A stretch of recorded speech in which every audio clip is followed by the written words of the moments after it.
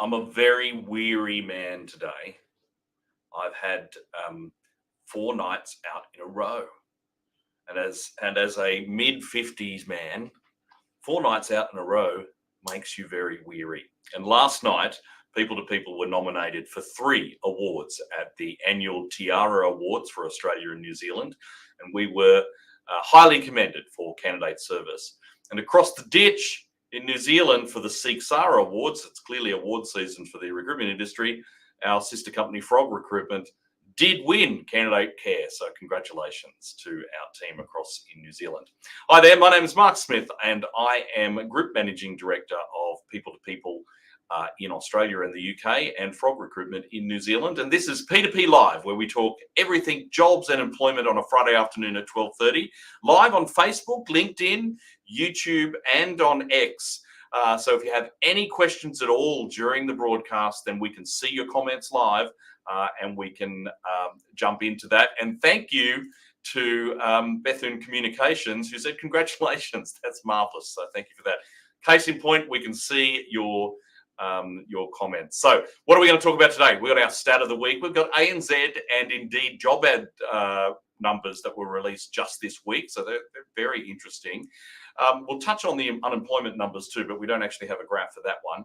We've got 2 hot jobs in Australia, a job in New Zealand, a job in the UK to talk to you about. And then we're going to get some tips from Krystal, from our Melbourne team, about salary review time at the end of the year and how do you approach that? So Krystal will help us out with that. And of course, we got last week's Twitter poll results as well. So let's jump into it with this week's Stat of the Week.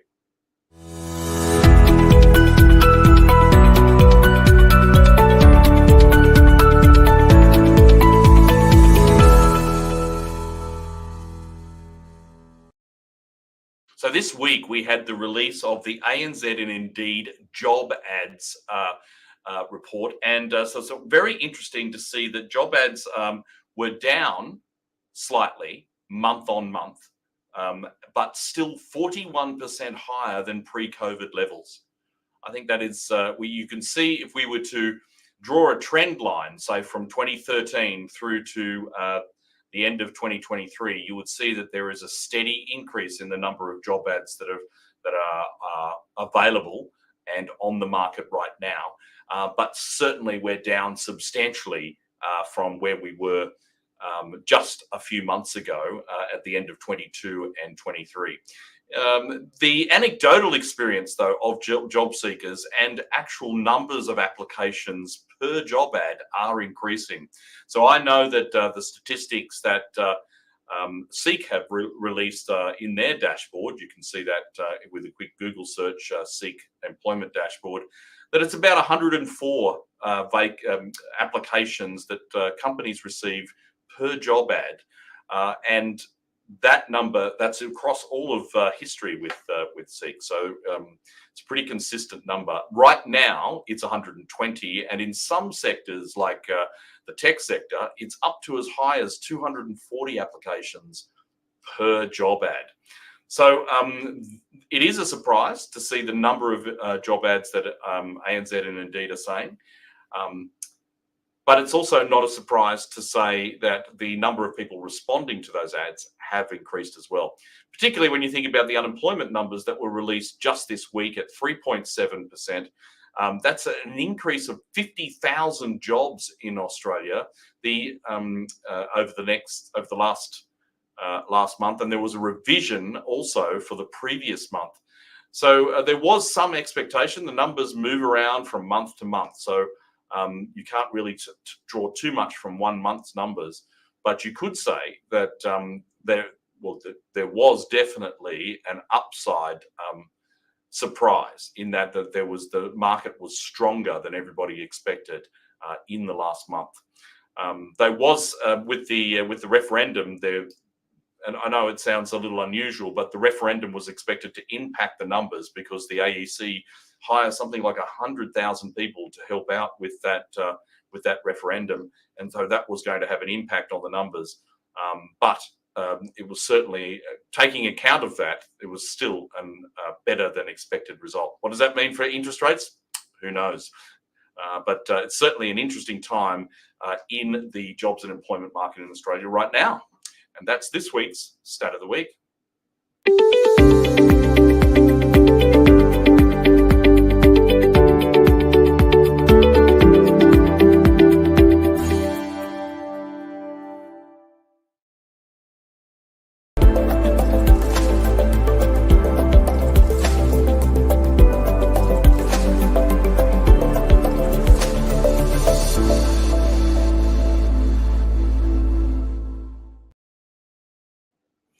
So there are plenty of jobs advertised throughout Australia at the moment. We've seen that in the latest ANZ Indeed Job Ads Index. But we've got some jobs ourselves here at People to People. Here's the first one. It's a change manager's position located in Brisbane, Queensland. It's paying between $80 and $95 per hour. So you'll be coordinating all project communication activities, applying change management activities to ensure that the project changes are embedded smoothly into the business. How do you get this job? You need to have experience with end-to-end change management, good communication skills. And the first thing you need to do is jump on the phone or get in touch with Georgia Arnott from our Queensland team, 07 3118 0125.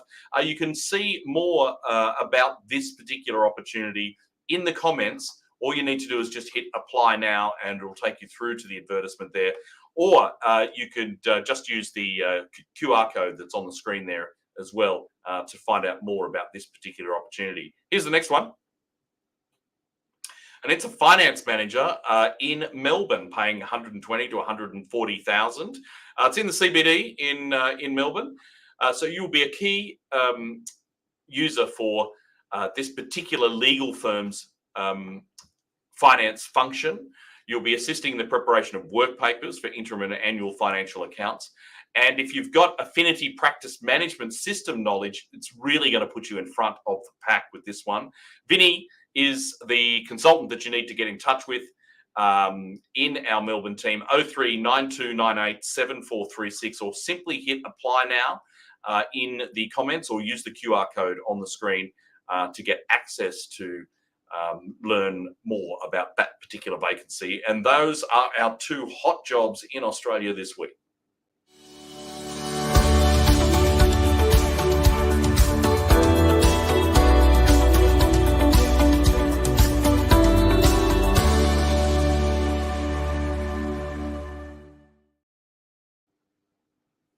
Now, it's going to be too hot in Australia, isn't it? Bugger it. I'm going to go on a working holiday to the fantastic weather in the UK right now. And here's our hot job from our London team. Anthony Ross is the consultant you need to chat to about this business analyst position in London. It's paying £50,000 per annum. Now, you got to remember this too. If you're thinking, well, you know, I can't take a permanent job. Well, you can. If you're between 18 and 35, there's a youth mobility visa that enables you to work for 3 years. And you can secure that within just 3 to 4 weeks. So if you're interested, maybe you're in Oz or you're in New Zealand and you're thinking about that move, and this job has got your name on it, then check out the ability to actually apply for those. But what this job as an analyst is, though, is managing the end-to-end project lifecycle, developing internal training workshops, and doing some data visualization on Tableau. You need to have Tableau experience. That's essential. But anyway, get in touch with anthony.ross@peopletopeople.co.uk to find out more about that, or just simply hit apply now on the link in the comments or use the QR code. Now, we also have another opportunity across the ditch in New Zealand, but this one, I think we have a video. So if you'd like to roll the tape, thanks, Jacob.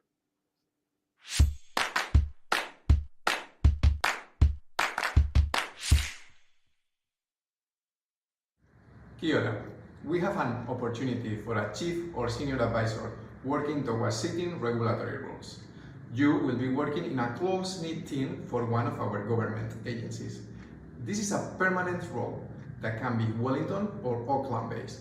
We are looking for a public policy or regulatory analysis professional with proven experience in the New Zealand government, with technical accounting analysis, economics, law or policy. Understanding of input methodology would be valuable. To read the full description and learn more about the technical skills requirements, please click the link below or contact me via phone or email for more information. Thank you. Nami.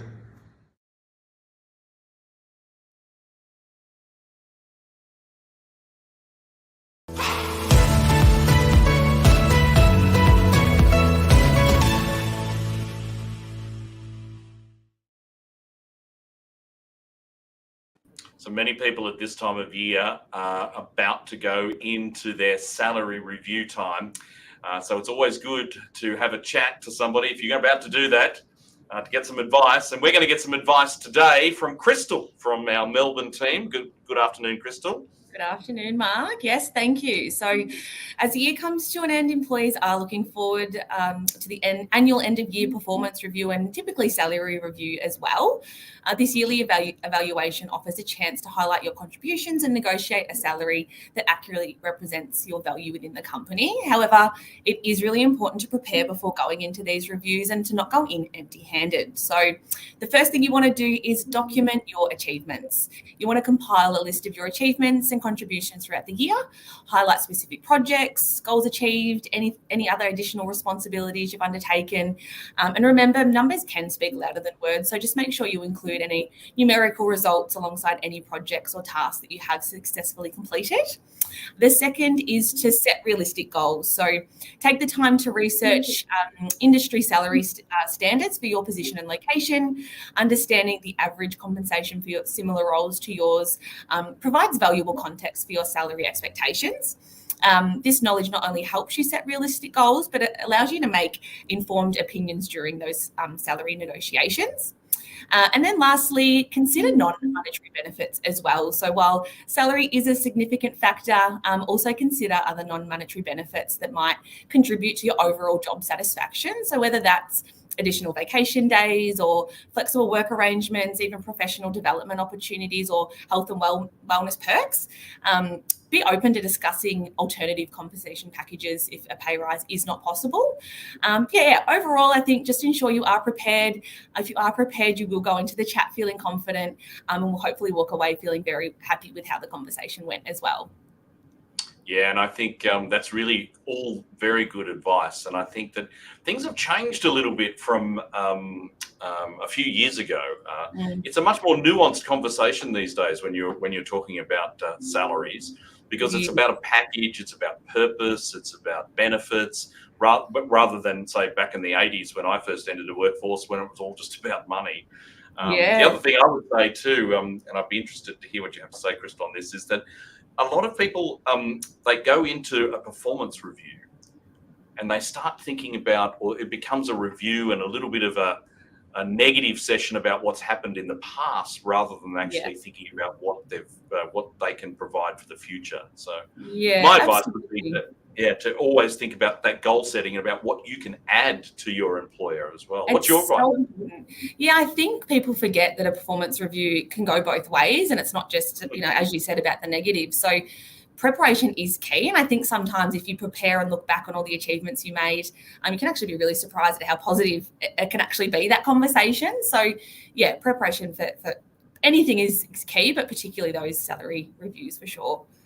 And if you don't ask, you don't get too. So I know that there's a lot of people who get a little bit frustrated because they haven't got a pay rise. But if you don't actually ask, then there's a lot of employers that may not be interested. So I'd suggest you ask as well. So if somebody wants some advice then and they're thinking, I've got to talk to Krystal to find out how I can better handle this, how would they get in touch with you?